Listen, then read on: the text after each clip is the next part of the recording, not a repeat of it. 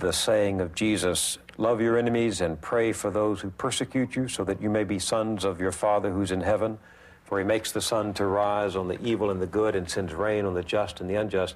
You once took that to be the highest, the noblest, the boldest of the Christian teachings. Do you still feel that way? Well, I think the main teaching of Christianity is love your enemies. Hard to do.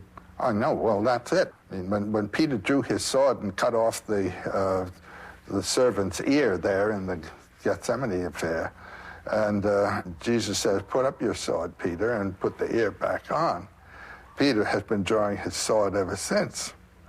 And one can speak about Petrine or Christianity in that sense. And I would say that the main doctrine of Christianity is the doctrine of agape, of a true love for him who is your enemy. How does one love one's enemy without condoning what the enemy does, accepting his aggression? Well, I'll tell you how to do that. Do not pluck the mote from your enemy's eye, but pluck the beam from your own, do you know? Now, I have a friend whom I met by chance, a young Buddhist monk from Tibet. You know, in 1959, the communists crashed down and bombed the palace of the Dalai Lama, bombarded Lhasa and people murdered and all that kind of thing. And he escaped at the time of the Dalai Lama. And those monasteries, I mean, there were monasteries with 5,000 monks, 6,000 monks, all wiped out, tortured, and everything else.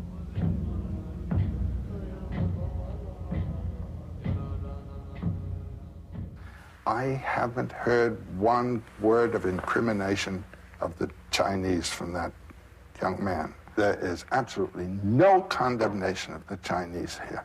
And you hear this from the Dalai Lama himself.